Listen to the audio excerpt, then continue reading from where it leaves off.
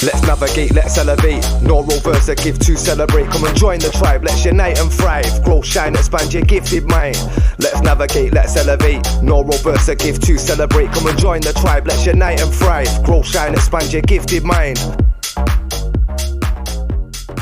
Welcome to the Navigating Our Neuroverse podcast. I'm Tanya Bright, your host, founder of the Bright Centre. Since completing my master's, I've been a coach and consultant in neurodiversity and mental health, and my aim is to empower all neurotypes to lead fulfilling lives and thrive. Drawing from my own neurodiverse background and subthreshold ADHD, I bring personal and professional insights to each episode.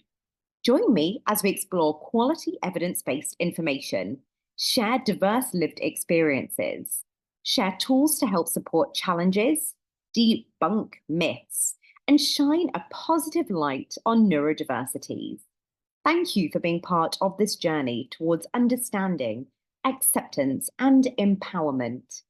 And before we dive into today's episode, please note that the views and opinions expressed by our guests, whether family, friends, professional acquaintances, or clients, are solely their own and do not necessarily reflect my views or the views of this podcast.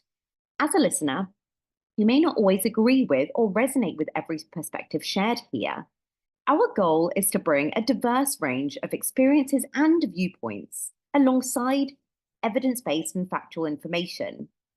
Thank you for joining us and for keeping an open mind. And now let's dive in to today's episode.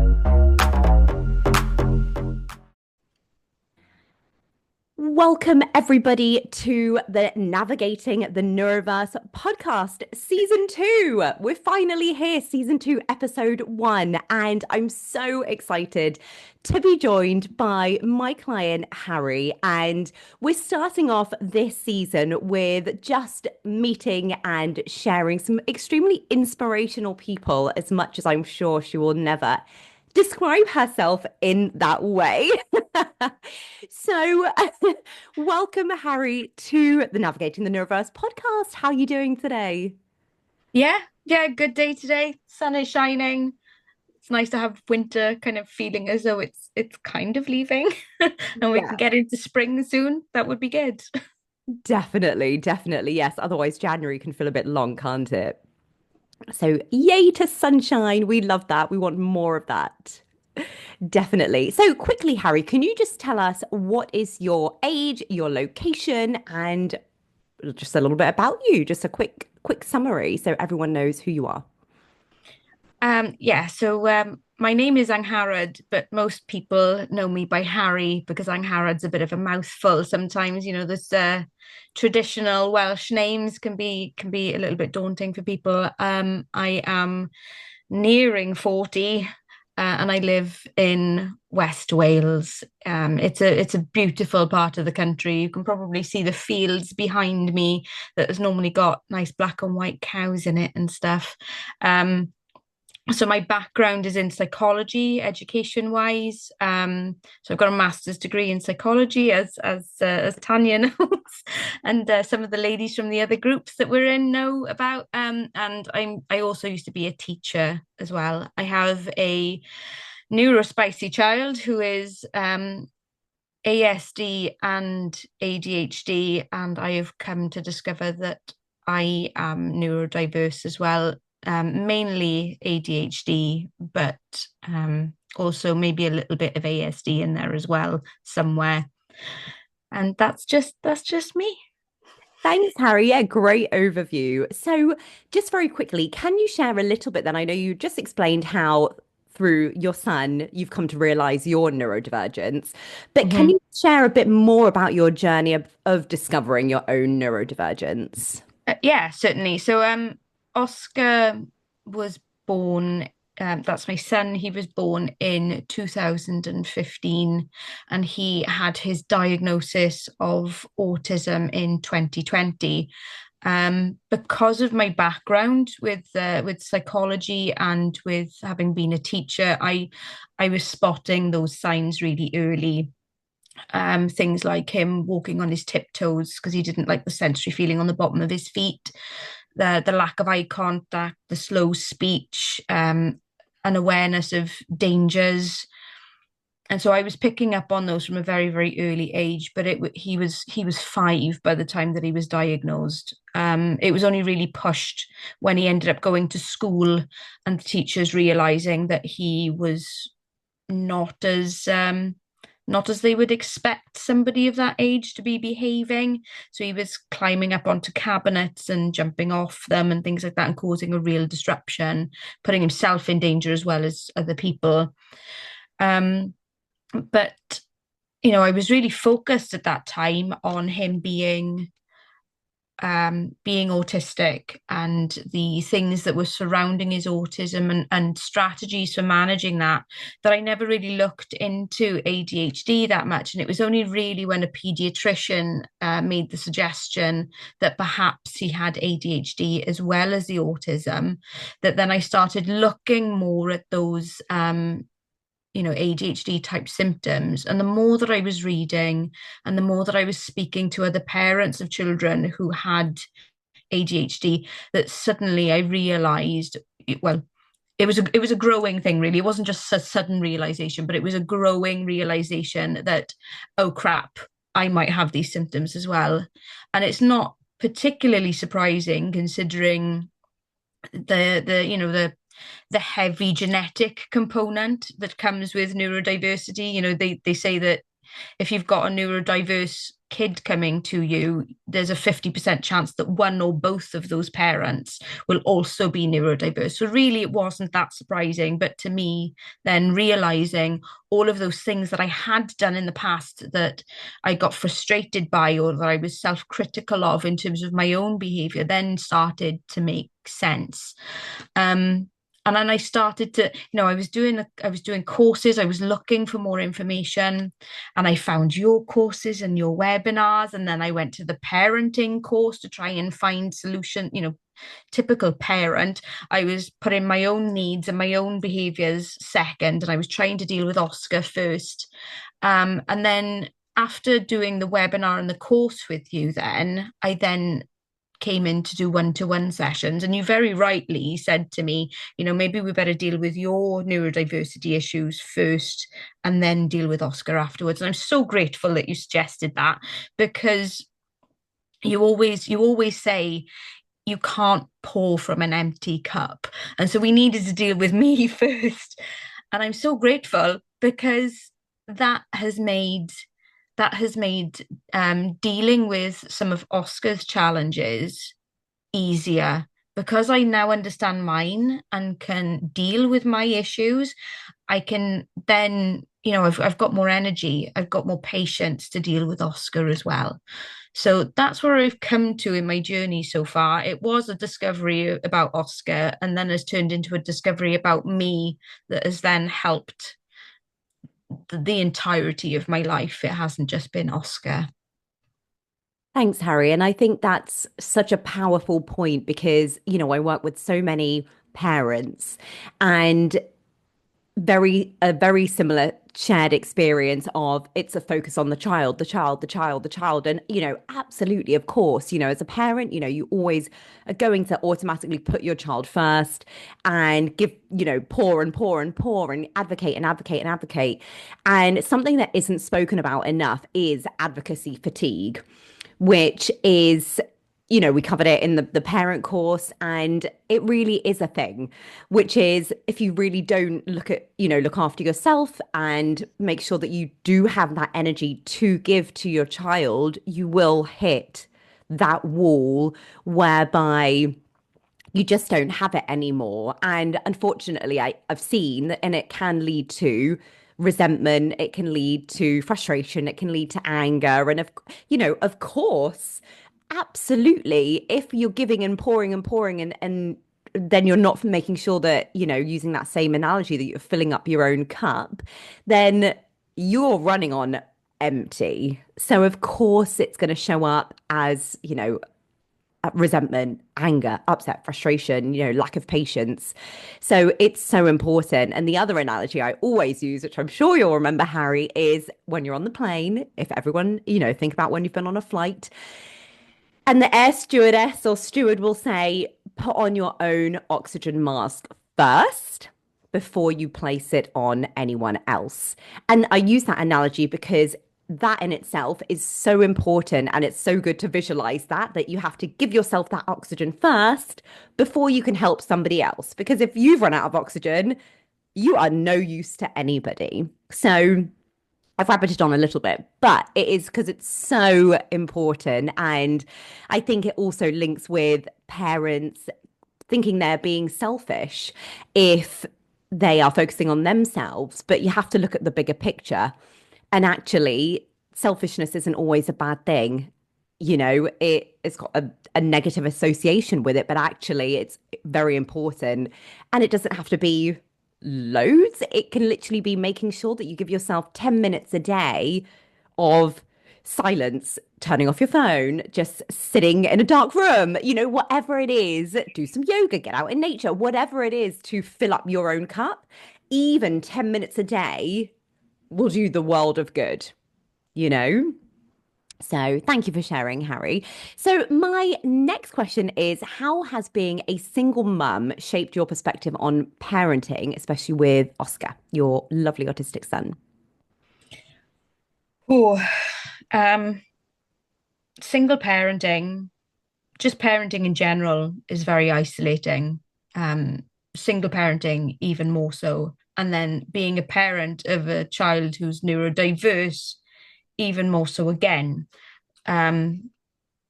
It's perfectly natural that when you have a child, that your friendship group tends to drop off a little bit, because your friends, that don't have children, they don't have the same interests as you anymore. They don't have the same responsibilities as you anymore. And so it's perfectly natural that some of your friendship group is going to dissolve. But then when you're a parent of a neurodiverse child, it's even more isolating, because they don't get invited to parties because of their behaviors. They don't end up having that social group, and then it is so isolating. It's one of the reasons why like mum and toddler groups are so important for people. But even when you have neurodiverse kids, you're maybe not feeling, it might be like the RSD, the rejection sensitivity dysphoria, that you feel as though you're going to be judged for your child's behavior. And that can then partially be down to like the social, like societal views on neurodiversity and how children behave and that kind of thing, and that the blame is placed on the parents.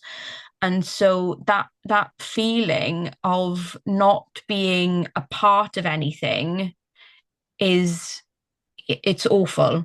The feeling of guilt and shame, and that you're letting down your child by not doing things, for example. But I have found that going in search of groups of parents who have got neurodiverse children, that can be incredibly helpful. Just bringing yourself out of, because you're in this little tiny bubble, but if you expand your bubble to be other people with neurodiverse kids, and finding your own niche, your own like little mum and toddler group, then that can be really, really helpful.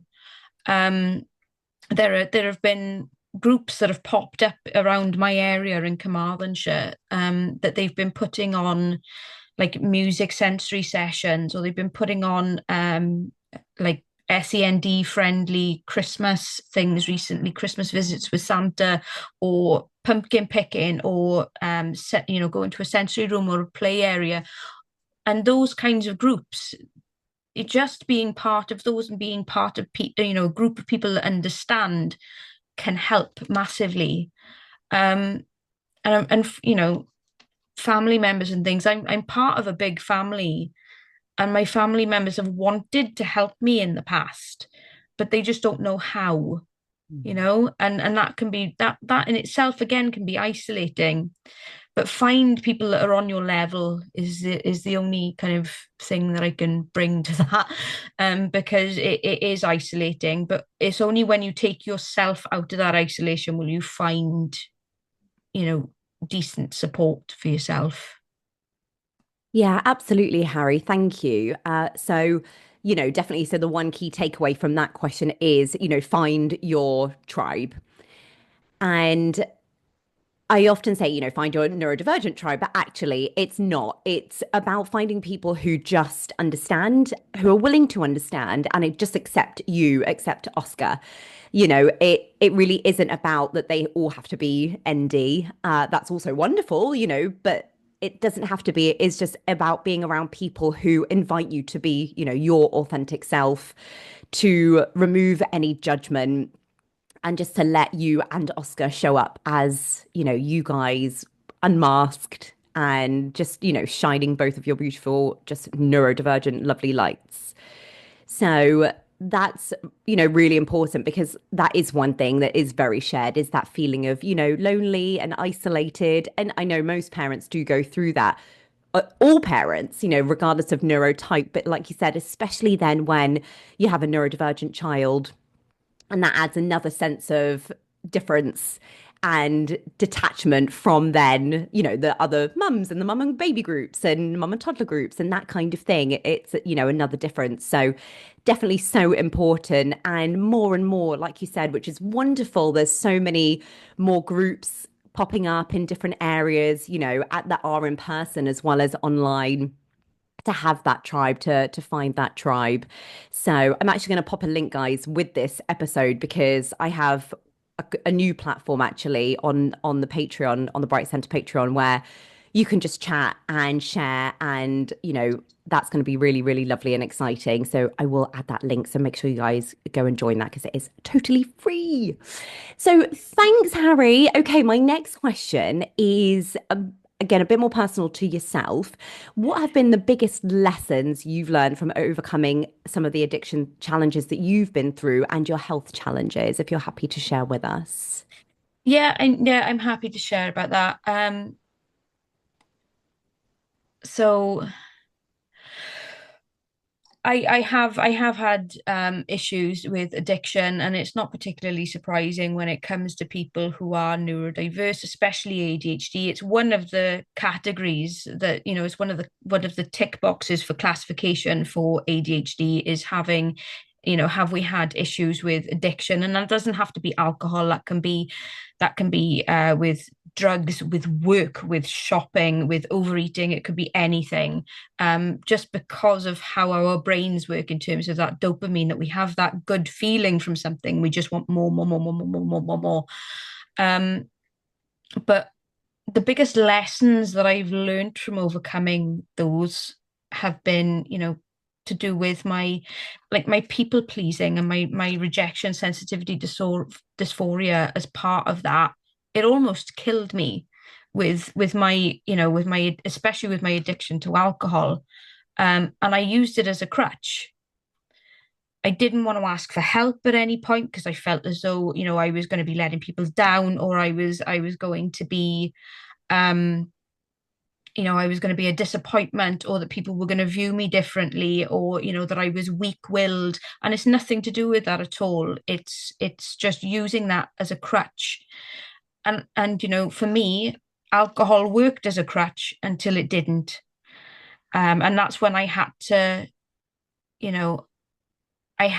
start asking for help. And that was my biggest lesson, was to set aside that pressure of the masking and the RSD and ask for help with things. I'm in a wheelchair, and I've got issues with my lungs. I've got multiple blood clots on both lungs, and I can't use my legs properly. And my injuries were a real blessing in disguise. I know that sounds ridiculous, because I've been, I was somebody who went jogging 5 days a week. I was somebody who could play the piano, play the violin, and I can't do that anymore. And so I lost so much, but my injuries were a blessing in disguise. I wouldn't have slowed down enough to realize that I needed help with my addiction to alcohol, and that that my neurodiversity symptoms, they were no longer masked due to like lack of resources. You know, when I became ill, I didn't have the resources to mask anymore. And because I didn't have the resources to mask anymore, they became clearer. And then I realized that I had issues with my neurodiversity myself. But if I hadn't have had that, then I wouldn't have realized that I needed help with those symptoms. And it's just like a leveling of my pride a little bit. If you've got issues with with alcohol or any problem with those things, please go to your GP. And there are plenty of anonymous groups, not just for alcohol, but for gambling, overeating, codependence, drugs, anything. And they're free. There's no waiting lists. They're free, and they're all in your area or online. And yeah, it's just that the biggest lesson is just level your pride and level that kind of RSD. Tell your self-critic that everybody's gonna, you know, the one that says everyone's gonna hate you. You're being a, you know, you're weak-willed. You can't do this. Tell that person to F off and go and get help from somewhere. That's my biggest takeaway from that. Thanks, Harry. And excuse me, reaching for help and asking for help is absolutely not a sign of weakness.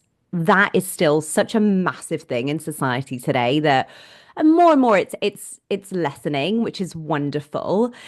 But why should you have to try and overcome something that's so challenging on your own?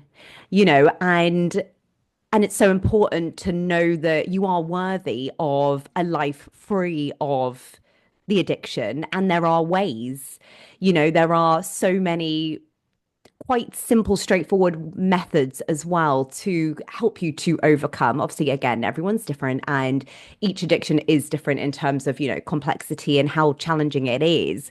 However, there are ways. There are, like I said, there are free support groups, anonymous ones if you're really, really nervous to show up, and show who you are, and that's absolutely fine.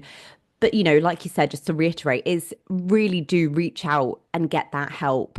I would also just add is if you are neurodivergent, make sure that the person or group you're reaching out to is aware of that, as some of the strategies are not going to work for you if they are not neuro-informed. So if they don't have any understanding of neurodivergence or shared experience, both or at least one of the other. Otherwise, the strategies they're going to share with you may not work, usually don't. So just be mindful of that, everyone listening, that, if you do have an addiction challenge, that the support you do get is with somebody who has an understanding of neurodivergence. But thank you, Harry. And that's just so wonderful. And again, just to highlight why you are an absolutely amazing, inspirational individual is because you've looked at the health challenges, that have happened to you as blessings in disguise. And that in itself is just like, I'm lost for words, to be honest. I hope I don't make you cry. But for me, I just think, look, I wore an inspirational t-shirt because of the sort of the vibe of the first session, which is, or first episode. You are stronger than you think. And everyone is, but you, Harry, sharing your story, hopefully is just another a bit of positivity and a fantastic, wonderful perspective on, life can bring us real huge challenges, and they can either knock you and keep you down there, or they can knock you and you can come back or come forwards, as I prefer to say, even better, brighter, stronger. And it depends all on how you view it. So you're amazing. My next question to you is, what has been the most rewarding part of raising your autistic son?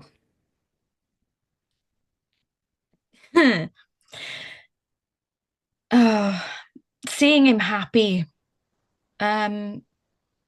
Before he had his diagnosis, it was really challenging because then we didn't have a name for it. We couldn't have the support because of how the medical system works, the medical model. But seeing him happy and seeing him accomplish things that I never thought he could. When he was younger, before having the diagnosis, my brain was catastrophizing everything, that he's not going to be happy. The statistics for like life expectancy of neurodivergence is lower than that of the neurotypical, and that's because of like mental health issues and all of the other things. And please don't misunderstand me when I'm saying this, people, but it's a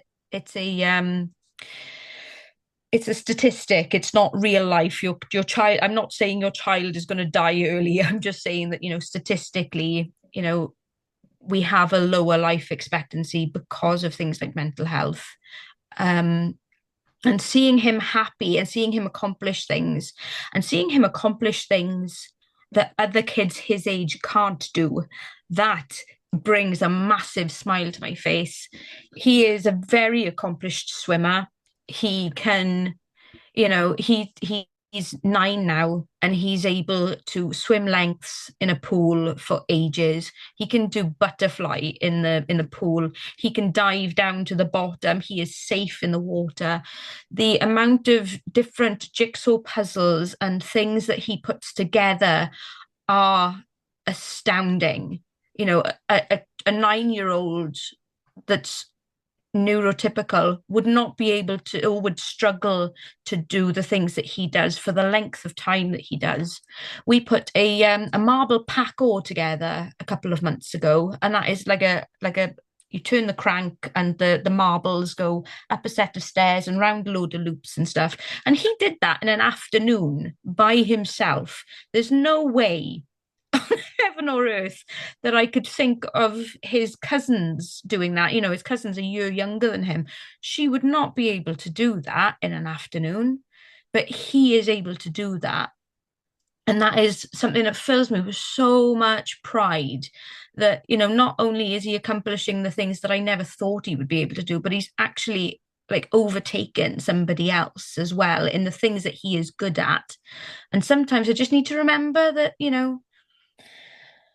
I'm not going to ever be a basketball player at 4'10", so just like forget basketball, just concentrate on the things that you can do. We're not all made to be that way, and it's just acceptance sometimes. And yeah, that's maybe the most rewarding thing that I've come across with him. That's amazing, Harry. And like you said, there's a comparison, but comparison on his strengths. You're not comparing, what he's maybe struggling with, for example, with a neurotypical child who is thriving in, for example, which isn't helpful for you or for him. But actually, it's really homing in on his strengths and seeing, wow, he's accomplishing more in certain areas than other children his age or around that same similar age, and that's amazing, and that's such a key takeaway from what you've just shared with us, Harry, is focus on your unique strengths. And that's where society actually is not very good at supporting neurodivergent folk. Is, we're focused on, not we, that's including me, not me.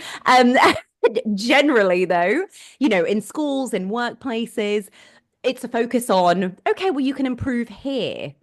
But what about homing in on the strengths and really driving those strengths and accepting that we're not going to be good at everything? No one's good at everything. So why, we need to focus more on those strengths. And of course, if there are areas where, as Oscar 9, he needs to learn a little bit more and work a little bit more on that, that's absolutely fine. But again, it's working with his strengths and then working on those areas that he's challenged with in a way that works for him and a way that's going to be positive for him to build in those areas, whilst also helping his self-esteem to stay up, his confidence to stay up, and only comparing to himself the day before or the week before, so it's a positive comparison to help him achieve still in certain areas that he might still need in life. So thanks, Harry. It's okay. Next question, Lovey, is you are fairly newly engaged, so congratulations. Thanking you. How do you and your fiance navigate your relationship as a neurospicy couple? Oh, my my fiance is absolutely amazing, and he's neurotypical as far as we know. He's neurotypical. We try and take a page out of. I don't know whether anybody's seen Rich and Rock's Pink on Instagram and stuff, but we try and take a page out of their book that was like approach everything with kindness and curiosity and compassion, because there are some things that I do as a neurospicy person that if he didn't approach it with kindness and compassion, it might result in kind of things not going very well. And so there's things like when I've got rejection sensitivity dysphoria, so he's had a bad night's sleep or something and he's in a bad mood the next morning, I will automatically go to thinking, what have I done wrong? What have I done to get on your nerves? And he's aware now that when I ask those questions, it's more about how I'm feeling than it is about how he's reacting. And he approaches that then with like, no, we're okay. Don't worry. I've just had a bad night's sleep. That's all. I'm just feeling a bit groggy this morning. And that helps with the RSD then. And the kind of like we go by like 3-minute cuddles, like three-minute cuddles, just to kind of get that oxytocin going and those kinds of things, all those biochemical things. Like the emotional dysregulation as well. I can go from 0 to 100 in anger within a split second if something goes wrong, especially if I'm feeling the overwhelm. And it's good that he's there and he recognizes those things. He recognizes that kind of switch, and he can help me to take that pause and that mindfulness, and he can take over. I've never been with a bloke before that actually just, he doesn't need to be asked. He just takes over. And it's just a miracle. Where did you find him, Harry? I feel like everyone listening is going to be thinking, where do we find these men? I mean, and women also. Yeah, no, Martin and myself met on a disabilities dating site. Martin's a triple amputee. And so if you ever need somebody to kind of give you a reality check on how good your life is, Martin is the person to go to. Wow. He's amazing. But yeah, he's like, even with stuff like coffee being left around the house, like me having several drinks on the go at the time because I've forgotten where I put one down, he's fine, and he'll pick them up, or he'll ask me if I want another cup of coffee. He'll make sure that I'm drinking water. That's when, like when I'm not listening to Alexa, because I've sight out of mind with Alexa. And doing the laundry and stuff, and anywhere that I drop down, Martin picks up. And he always says that teamwork makes the dream work, and that's how we roll, just the two of us. That's wonderful, honestly. And it does make me so happy that you guys have found each other. And yeah, teamwork really does make the dream work. And the foundation, honestly, of that is a safe space of communication. It just is. Safe space of communication. Like you said, it's that kindness and compassion. It's looking through that lens rather than the lens of malice or the other person doing something purposefully, or the ego jumping in. And it's tricky, but mindfulness, you use that word, and that's a really powerful way of, the more you practice mindfulness, actually, is really understanding when you might be feeling RSD, you might have that rejection sensitivity dysphoria, you can then voice it. or hopefully then your other person will then start to really understand that. And like you said with Martin, is that he doesn't even need to be asked or told, and he gets it, whatever it might be. But definitely that safe space of communication to ask questions, to share. I'm feeling RSD. It's a me thing, but I just need a cuddle, so and it's the other person then not sort of pushing you away in that moment, but actually just taking you and hugging you, and that's it, so that's wonderful. Yes, and like I said, I'm so happy you guys have found each other.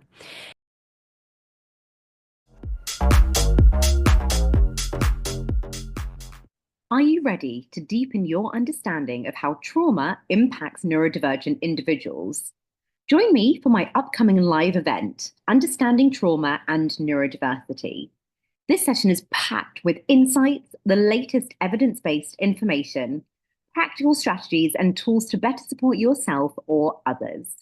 Places are limited, so don't miss out. Register today to secure your spot. The link is in the description of this episode. I look forward to seeing you there.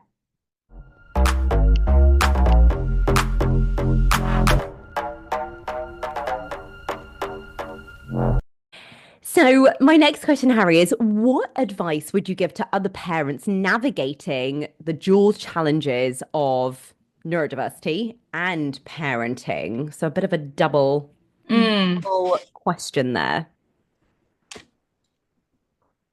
Okay. It's really hard. I'm not gonna lie. It's hard, especially like the majority of Oscar's symptoms are autistic, and the majority of my symptoms are ADHD, and both of those things don't work very well together normally. They clash like God knows what. Because I want to chase the dopamine, but Oscar needs the routine kind of thing, and sometimes those two don't go together. But my advice to anybody is to educate yourself, get as much information as you possibly can, read everything. And if you can't, if you're not somebody that's able, that's capable of reading lots of books, or it's not something that you can get into, get Speechify or something on your phone to get the, they can read the Kindle books to you and that kind of thing. Anything kind of speech, text to speech is really good. Go and socialize with other neurodivergent parents. They have got like a wealth of experience, and you might be going through the same thing as somebody else, and they might be able to help you, and you might be able to help somebody else. Attend Tanya's webinars. I cannot stress this enough. Attend Tanya's Thanks, Harry. webinars. She's not being paid, and I did not ask No, her I'm to not. say that. I'm genuinely not being paid for this. And go to the courses, because it's not just Tanya's experience that you're going to get from this. You've got that connection with other parents or other people that are going through the same thing as you, because they have gravitated towards Tanya's group. So there's you've already got a pool of people that you can contact just through going to those classes or webinars. And again, your one-to-one stuff has been invaluable. I can't even if I put a picture of me back then when I first started doing the one-to-one with you in comparison to what I'm like now, it's two completely different people. Those kinds of support and things, that they're invaluable, and parenting along that line, you've got to think about yourself, but you've also got to think about your child, and it's a maze to navigate. There's also kind of courses on the National Autistic Society's website. They've got free courses. There's free courses on the Open University website to do with neurodiversity. And you know what? Strategies as well. Some strategies, they don't work for every parent and every family. If they, try them out. If they don't work, they don't work. Bin them. But you're never going to be able to find the ones that do work unless you go searching for that information, searching for those other groups, searching for the courses, searching for the one-to-one, and that identification with other parents. Yeah, that's that's where I am with that one. Thanks, Harry. You're very, very kind. And you, for me, I'm just so proud of you for how far you've come, and especially somebody who you have such a huge knowledge already of psychology and neurodivergence to still come to me and want my help and support also is wonderful. And yeah, you've just come so far and it's just so amazing to see. And, it's so important. I'm just going to add on to what you said, which is when you're looking for information online, there is such a lot that is not correct. So, everyone, watching or listening, please be mindful of that. The statistic is really scary. It's actually 92% is not factual. So that's why I don't ever want to come across necessarily like a science nerd, not that I really mind. But that's why I always say like it's all evidence-based stuff. Like everything I share on anything I ever do is factual, proven, evidence-based stuff because otherwise, there's so much out there and it's just not true. And, that's scary. But so, yeah, basically everyone, be mindful of the sources that you are reading from, getting this information from. The National Autistic Society is incredible for so much information, so many resources. Again, I'll link guys, all my upcoming webinars and that kind of thing. But I try and do as much for free as possible to make, that information accessible. So, definitely join those. Thanks, though, Harry, for your advice. That will be so helpful, I'm sure, for so many parents. So we're moving on. Oh, sorry, lovey. Yes. No, I was just going to say that, like one thing that I know that I've slipped up on in the past is that I've gone to somewhere that is a reputable source, but because they're so out of date, like 10 years previous as well. So be careful about dates as well. Make sure that it's up to date research because like Tanya, you always give up to date stuff. But when I've been looking in the past, I've looked at like lectures by Dr. Barkley, for example, who is an ADHD specialist in the USA. But the stuff that I was looking at was 10 years out of date. And there have been so many advances since then, especially when it comes to looking at women and neurodiversity. 100%. Actually, funnily enough, and I will share this, is one of my upcoming webinars is about trauma and neurodiversity. And I sent out an email to my community. You probably received it, Harry, and it had some research. And one of the dates was like, I think from 2006. And somebody actually pulled me up on it and said, oh, that's quite old research. And I actually shared with them that was still the latest statistic. That was, yes, it's an old, like it sounds a long time ago. It was a long time ago, but based on in certain areas of neurodiversity, there's a huge gap. And that actually really signifies that there's still so much research that needs to be done. So yes, I emailed her back and said, oh, absolutely. It is an old day, but it just shows, especially in the field of trauma. And yeah, there's more being done, but specifically about that statistic, and I can't remember off the top of my head what it was showcasing, but it just shows where there's still a huge gap in research. But, it is being done, but it takes years. So that's something to bear in mind, guys, as well. Is that, yeah, you might receive something from me or I might share something and it might be a date from a while back, but it is always going to be the latest. And if you aren't sure, please just ask me. So I was actually really grateful that this lady did ask. And then I was able just to share that, yeah, still the latest. But it's a really, really good and important point because, yeah, like I said, especially in the field to do with females and neurodivergence, there's been a lot of research in that area. So, and that's mainly because all the original research was carried out on Caucasian boys. So, yes, and that's amazing to see that more and more is being done in females and neurodivergence, which is wonderful. Okay, lovely. So I want to dive into your new career that you've gone into, which is incredible. What inspired you to start your crocheting business? And you can tell us a little bit more about your business as well, if that's okay. Yeah, that's fine. A bit of self-promotion. Yay. Go for it. Plug. Oh, plug away. So yeah, I've started a crochet business over sort of like the past couple of months, so just before Christmas. I have wanted to do it for years, but I've just don't know whether it was just, kind of part of the neurodiversity and being a little bit prideful and being people pleasing and a little bit of RSD and stuff that I felt I needed to like do a professional job. And so, especially as I was so academic, that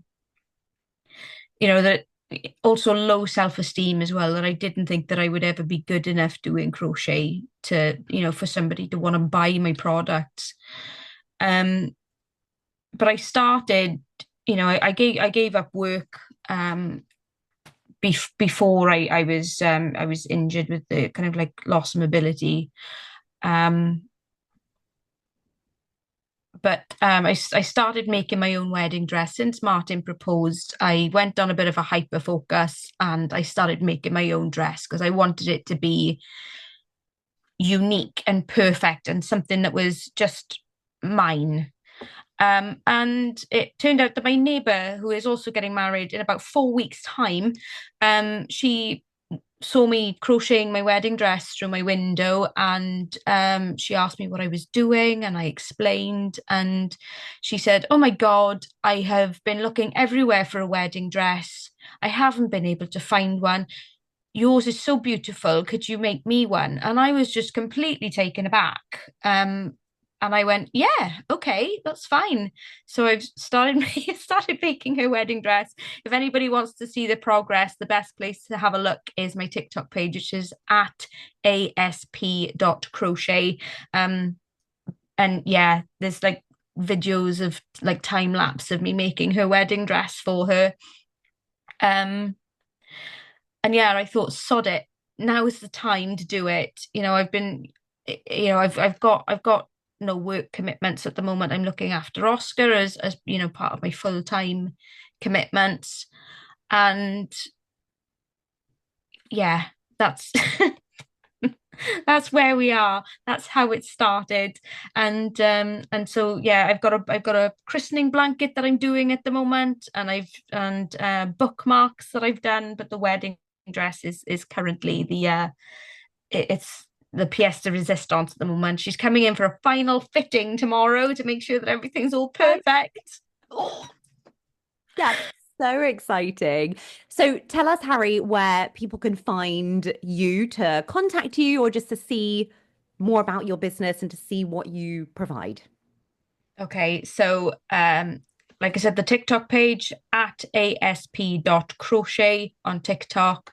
There I have a website as well, which is aspcrochetandcrafts.co.uk, and an email if you would like to get hold of me to do any projects for you is Angharad, so ANGHARAD Pollock, which is POLLOCK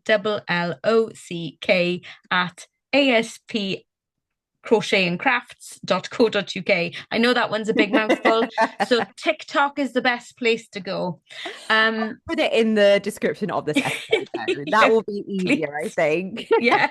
So you can send that to me, Harry, please. Yeah, I will do. Yeah, but yeah. So even if you you've got a pattern or you've got a project and you've got no idea where to start, then bring them over to me and I will have a go at doing them for you. Because yeah, but crochet wedding dresses, amigurumi, which is those little kind of toys that you make out of crochet.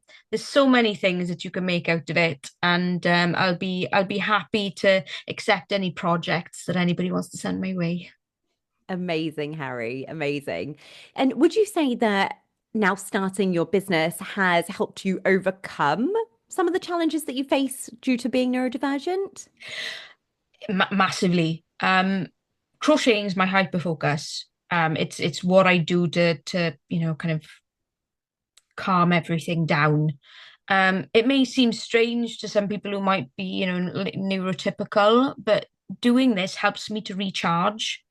Like the first 2 hours of the morning, I am rushing around like a headless chicken trying to get Oscar ready for school. And, most of the time I'm exhausted after that 2 hours. But then I go and I make sure I've got self-care done in the morning, like having a shower and getting a bit of meditation. And I'm a bit of a spiritual person, especially when it comes to my recovery. The spirituality is part of that. And so sitting down, trying to calm myself at the beginning, and then I'll get 4 hours of crochet done in a hyperfocus, and I feel so recharged after that. It's like I've had a nap, and it's also helped to structure my day. With being an ADHD, I hate structure and I hate routine, but without that routine, I can't get anything done. Everything just goes topsy-turvy. And yeah, it's helped me in that way, just not only to structure, but to just help me to kind of like recharge and make sure that I've got enough energy for when he comes back from school. Yeah, amazing, Harry. And so one thing I really want to pull out is how creating your passion to be your career is incredible. And I would always advise, if that's possible for anyone listening, to do that is ideal as a neurodivergent person, especially. So if you can do your hyperfocus, your passion as your career, you're absolutely going to be winning and success will be there for sure. Also, how your hyperfocus of crocheting actually recharges you. And that, again, is really, really important when somebody, for example, is in burnout or nearing burnout. That's a really, really fantastic way of proactively managing that. So hopefully you don't get to burnout. Let's say you're in brownout, which is the stage before, is give yourself that time to do what you love doing. And hopefully it's one of the things that isn't sort of energy draining, hopefully it's not running a marathon, because that's not going to probably recharge you. I don't imagine. I don't run marathons, so I can't say from my own experience. I mean, but crocheting where you can just really get lost in that is, as you shared with us, Harry, it's amazing for really recharging. And I know we actually spoke about this in your last session, which is being interrupted in a hyperfocus. And the face, which I know is a real struggle and can be really, it can actually make you feel so angry, so upset even. It can really cause emotional dysregulation if you're interrupted when you're hyperfocused. So if you're happy to share, Harry, because I know I only asked you to try this in our last session, the strategy of if you are disturbed in hyperfocus, how to then get back into hyperfocus, because that's where you were struggling. Have you tried it, and how did you get on? And I'm sorry for putting you on the spot. No, it's fine because it worked. Amazing. As do most of your strategies. Most of the time they work. So I've got like almost like a ritual of starting off doing my crochet in the morning. So I'll make sure that my desk is clean and that I've disinfected it. I don't want anything getting on the materials that I'm working with, for example. And I'll go and wash my hands, because even though they look clean, guaranteed when you're using white wool, they're not clean. And it's that kind of routine, getting the needles out, getting my thread scissors out. All of those things I was doing as a routine to set myself up for the hyperfocus. And then when I got interrupted, it was like that, like full on rage. I went from kind of calm, serene, doing the crochet to, oh my God, I want to freaking kill somebody. And but I'd be interrupted. I'd go, it might be the postman or something, or the Amazon delivery driver come into the door.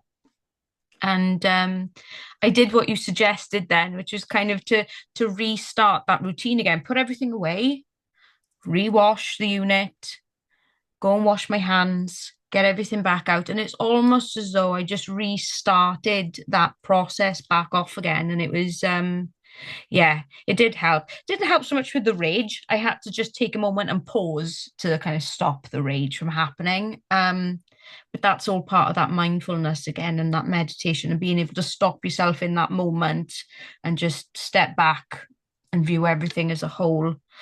But yeah, it did work. Thanks, Tanya. Good. I'm so pleased. And it's funny you brought up about how the feeling still felt. So with the feeling, mindfulness powerful, absolutely, to recognize that. And also, as quickly as you allow yourself to feel the feeling, it will go. So rather than fighting it, just accept it. I'm peed off, I'm angry, I'm whatever. Because of this, soon enough, because you've accepted it, sorry, and you're allowing yourself to go through that feeling rather than trying to fight it. I shouldn't feel angry, or it's silly, or starting to negative self-talk and downward spiral. That, that can literally cause such a detrimental effect if you go that way rather than just, it's okay, validate your feelings, right? It's okay. I've been disrupted. I'm upset by that. And now I know what I can do to get back in. So, you've validated your feelings, you've accepted it, and then now you've got your strategy to restart. So amazing. And thank you for sharing, because I did put you on the spot. But thank you so much. So I know we don't want to bore everyone to death. So I'm going to start sort of wrapping up, Harry, with one final question. Ooh, what will my final question be? Okay, I'm going to ask you this question, Harry, which is as a final little advice giver, which is, what advice would you offer to others who feel overwhelmed by their own challenges? And interpret that and share with us in terms of whether it's for yourself and or as a parent. Up to you. Yeah, of course.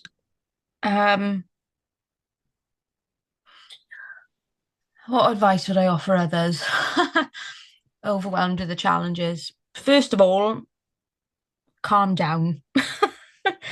Do a meditation. You can't get anything accomplished when you are stressed out and in overwhelm. It's just not possible.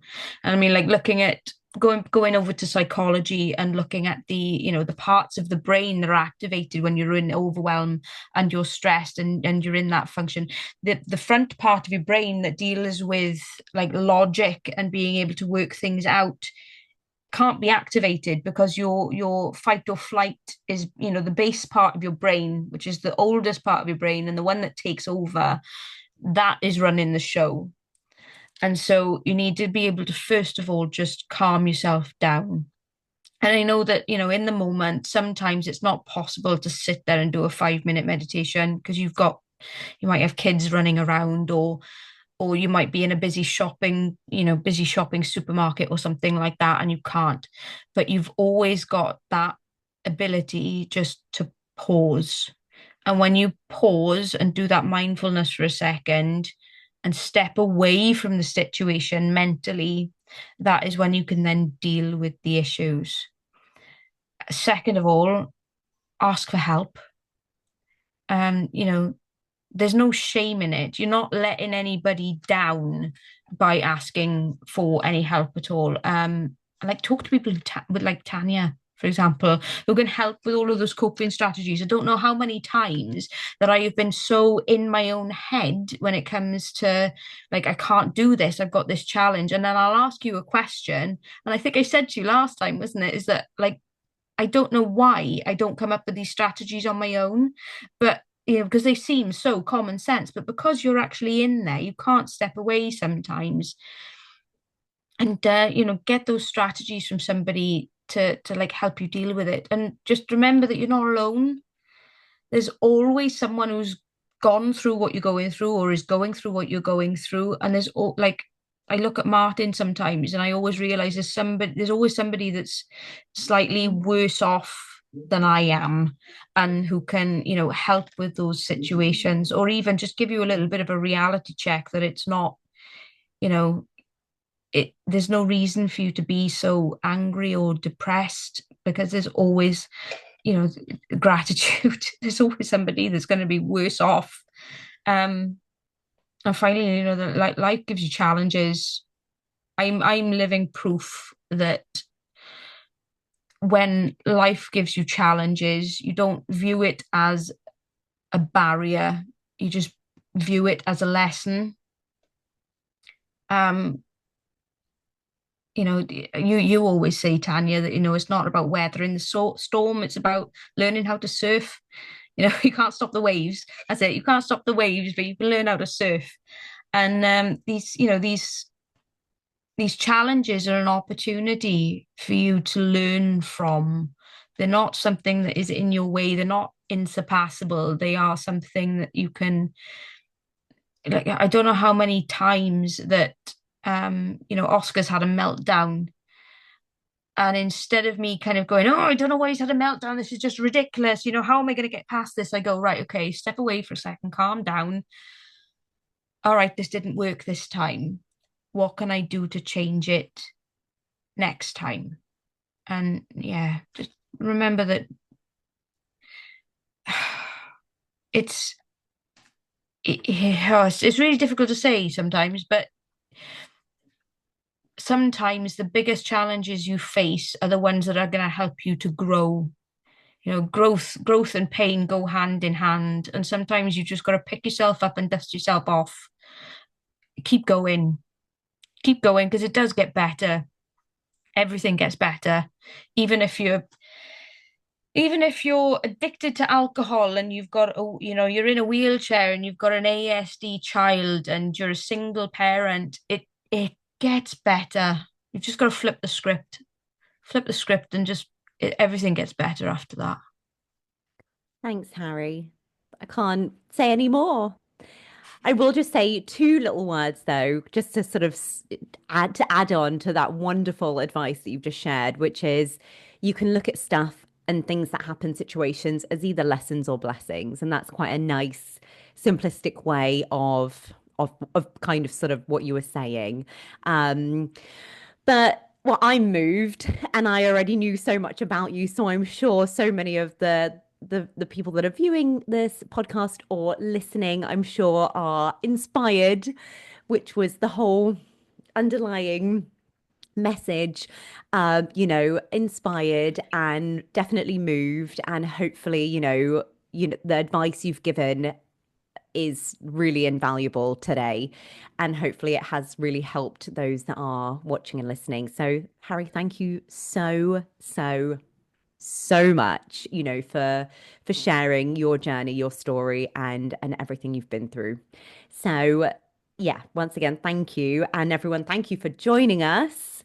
Yes, thank you for joining us. And yeah, all the links will be in the description. So everything that Harry shared and that I shared will be in the description. So you can totally get in touch with her if you want some crocheting wonderful things. And give me something to hyperfocus on, people. Come on. Come on. Help the hyperfocus. But yes, thanks again, guys. And I'll see you soon. Thanks, Harry. Bye. Thanks. And that's a wrap for today's episode. If you enjoyed what you heard, I'd greatly appreciate if you could give us 5 stars on Spotify and hit that subscribe button so you never miss out on our latest episodes. For even more free support and content, be sure to join my private Facebook group at facebook.com/groups/The Bright Center. It's a safe space where you can connect with others, share your experiences, and find the support you need.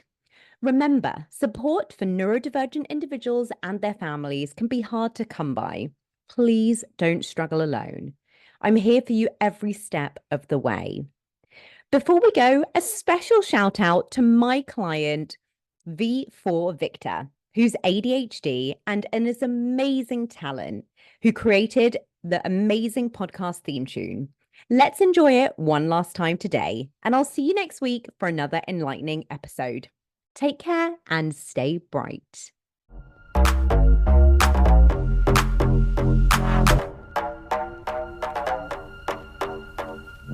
Let's navigate, let's elevate. Neuroverse, a gift to celebrate. Come and join the tribe, let's unite and thrive. Grow, shine, expand your gifted mind. Let's navigate, let's elevate. Neuroverse, a gift to celebrate. Come and join the tribe, let's unite and thrive. Grow, shine, expand your gifted mind.